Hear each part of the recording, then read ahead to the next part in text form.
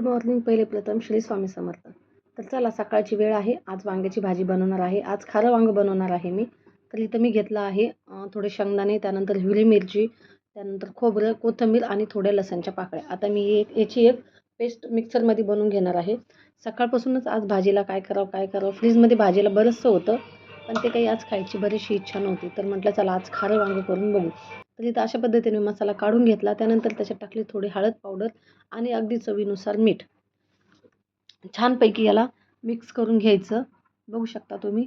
आणि अशा पद्धतीने एकदा वांगं जर केलं, तुम्ही वारंवार वांगं बनवताल. कारण की आपल्या घरामध्ये बऱ्याचशा जणाला वांगं आवडत नाही आणि कोणाला वांगं आवडतं. तर एकामुळं ती भाजी आणि दुसऱ्यामुळं ती भाजी होती. त्यासाठी अशा पद्धतीने बनवून बघा, नक्कीच तुम्हाला वांगं आवडेल. तर इथं मी छानपैकी असा मसाला मिक्स करून घेतलेला आहे. आता इथं एक वांगं घेऊन त्याच्यामध्ये इथं मी वांगे पहिलेच कापून ठेवले होते, बघू शकता. वांगे खूप छान भेटले होते, फ्रेश वांगे भेटले होते यावेळेस. कारण की शिळे वांग्यांची भाजीही मला आवडत नाही आणि ते चांगलेही होत नाही. तर इथं बघू शकता तुम्ही, अशा पद्धतीने मी सगळं मसाला जो आहे त्याच्यामध्ये हळू सगळा भरून घेतला. वांग्याचं एक आहे की माझ्या मुलाला मला असं वांगं आवडतं आणि माझ्या लहान मुलाला वांग्याचं भरीत आवडतं. आणि आमच्या घरामध्ये वांगे सर्वांना खूप जास्त आवडतं. असं एकही नाही की त्याला वांगं आवडत नाही. कसं पण करू दे, वांगं बटाटा करू दे, कोरडी भाजी करू दे, पातळ भाजी करू दे, शेंगदाणे लावून करू दे, जसं येईल तसं आमची तर वांग्याची भाजी सगळ्यांना आवडते. तर आता इथं गॅसवर कढई ठेवत आहे. फोनचं जर म्हणता तर आज मी तेलाच्या किटलीवर मिक्सरचं भांडं ठेवलं आणि मी त्याच्यावर फोन ठेवला. तर थोडीशी वाफ लागायची मला भीती वाटत होती, तर मी पहिले फोन काढून घेतला होता. तर जसं की तेल टाकलं, जिरे मोहरी टाकले आणि वांगे छानपैकी एक 5 मिनटं परतवून घेते. ताट आजूबाजूला काही दिसलं नाही म्हणून घेतला तवा आणि ठेवून दिला त्याच्यावर. आणि जसं की त्याच्यानंतर उरलेलं जे वाटण होतं, तर त्याच्यामध्ये मी टाकला घरचा माझा गरम मसाला केलेला आणि कांदा लसूण मसाला जो असतो तो त्याच्यात टाकला आणि छानपैकी मिक्स करून घेतला.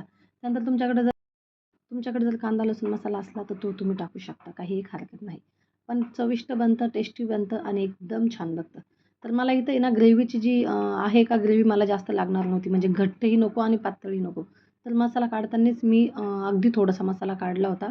कारण की शेंगदाण्याचा जो आपण जी ग्रेव्ही बनवतो का, त्याचं घट्टच होऊन जातं, किती पण कमी करा. त्यासाठी मी कमी क्वांटिटीमध्ये काढलं होतं. आणि याच्यामध्ये जे मी भरलं आहे मसाला, तर तो सुद्धा त्याच्या शिजता थोडं का होईना बाहेर निघून येतोच. तर त्यासाठी आमची तर घट कोणी खात नाही, प्लस मला ॲसिडिटीचा खूप जास्त प्रॉब्लेम आहे. तर मला पातळ आणि कमी मसाल्याचंच खायला जास्त असतं. कारण की माझी ॲसिडिटी खूप भयंकर आहे. बाकीच्यांना चटपटच आवडतं, पण एखाद्यावेळेस मी माझ्या मनाने पण केलेलं सगळे खातात. तर इथं बघू शकतो मी छानपैकी जो मसाला टाकला होता तो शिजला गेला आहे. आता त्याच्यामध्ये तुम्हाला हवंनुसार तुम्ही जास्त कमी पाणी टाकू शकता किंवा तुम्ही दोघं तिघं जण असाल, तुम्हाला घट्ट आवडत असेल तुम्ही घट्ट पण करू शकता. पण मला घट्ट नव्हती करायची. मला इथं 4 ते 5 जणांची भाजी होती आमची इथं. तर तशा पद्धतीनेच मी याच्यामध्ये पाणी टाकलं, चवीनुसार मीठ टाकलं.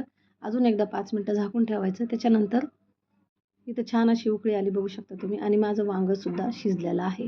तर इथं मी तुम्हाला वांगं शिजल्याला दाखवून देते एकदा, बघू शकता. झाली आहे माझी खारं वांग्याची भाजी तयार. तर होप आशा करते तुम्हाला माझा हा व्हिडिओ आवडलाच असेल आणि तुम्ही लाईक, शेअर, सबस्क्राईब करता. आणि श्री स्वामी समर्थ. बाय.